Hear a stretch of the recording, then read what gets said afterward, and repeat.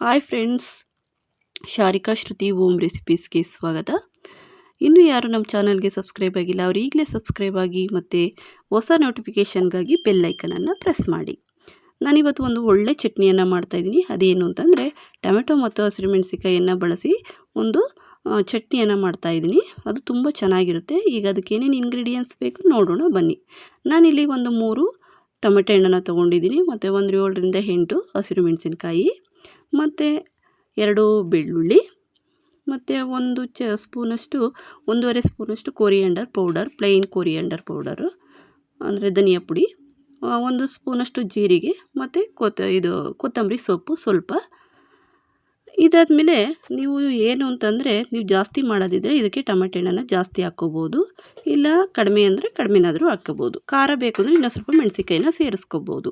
ಇಲ್ಲಿ ನಾನು ಒಗ್ಗರಣೆಗೆ ಅಂತ ಸಾಸಿವೆ, ಜೀರಿಗೆ ಮತ್ತು 2 ಸ್ಪೂನು ಕಡಲೆಬೇಳೆ ಮತ್ತು ಇಲ್ಲಿ ಫ್ರೆಶ್ ಆಗಿರುವಂತಹ ಕೋಕೋನಟ್ ಅಂದರೆ ಕಾಯಿ ತುರಿಯನ್ನು ಬಳಸಿದ್ದೀನಿ.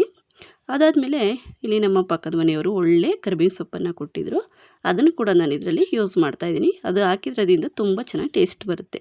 ಮತ್ತು ಎಣ್ಣೆ ಮಾಡೋದಕ್ಕೆ ಎಣ್ಣೆ ಮತ್ತು ರುಚಿಗೆ ತಕ್ಕಷ್ಟು ಉಪ್ಪು. ಈಗ ಮಾಡೋದು ಹೇಗೆ ನೋಡೋಣ ಬನ್ನಿ. ಹೀಗೆ ನಾನು ಒಂದು ಕುಕ್ಕರನ್ನು ತೊಗೊಂಡಿದ್ದೀನಿ, ಅಥವಾ ನೀವು ಓಪನ್ ಆಗಿ ಪಾತ್ರೆಯಲ್ಲೇ ಬೇಯಿಸ್ಕೋಬೋದು.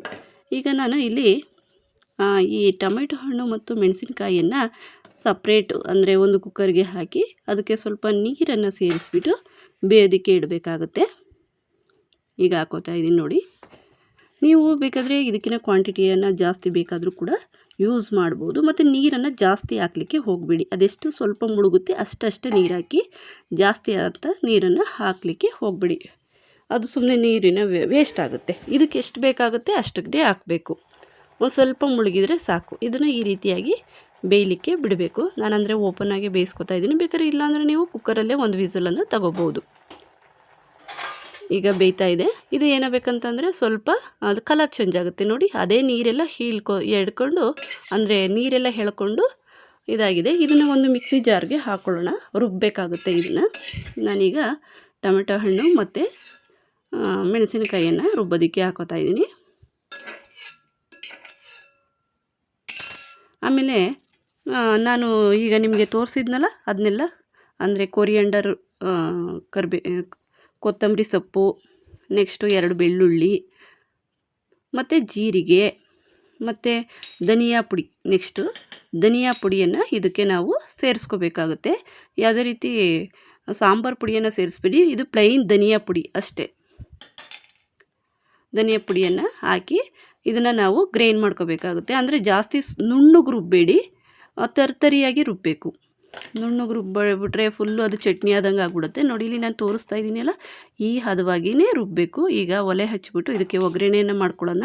ಒಂದು ಪ್ಯಾನ್ ಇಟ್ಟು ಅದಕ್ಕೆ ಎಣ್ಣೆಯನ್ನು ಹಾಕಿ ಮತ್ತು ಸಾಸಿವೆಯನ್ನು ಹಾಕಿ ಜೀರಿಗೆಯನ್ನು ಹಾಕಿ ಇವೆಲ್ಲ ಒಂದು ಸ್ವಲ್ಪ ಇದಾದಮೇಲೆ ಕಡಲೆಬೇಳೆಯನ್ನು ಹಾಕಬೇಕು. ಒಂದು 2 ಸ್ಪೂನ್ ಕಡಲೆಬೇಳೆಯನ್ನು ಹಾಕಿ ಅದು ಗೋಲ್ಡ್ ಬ್ರೌನ್ ಬಂದಾದಮೇಲೆ ಅದಕ್ಕೆ ಕತ್ತರಿಸಿರುವಂತಹ ಈರುಳ್ಳಿಯನ್ನು ನಾನು ತೋರಿಸಿಲ್ಲ, ಸ್ಕಿಪ್ ಆಗಿದೆ. ಈಗ ನೀವು ಒಂದು ಅಥವಾ 2 ಈರುಳ್ಳಿನಾದರೂ ಬಳಸ್ಕೋಬೋದು.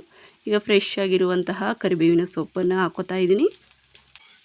ಇದಾದಮೇಲೆ ನಾವು ರುಬ್ಬಿಟ್ಟಿದ್ದಂತೆಲ್ಲ ಮಿಶ್ರಣ ಅದನ್ನು ಇದಕ್ಕೆ ಸೇರಿಸ್ಕೊಳ್ಳೋಣ.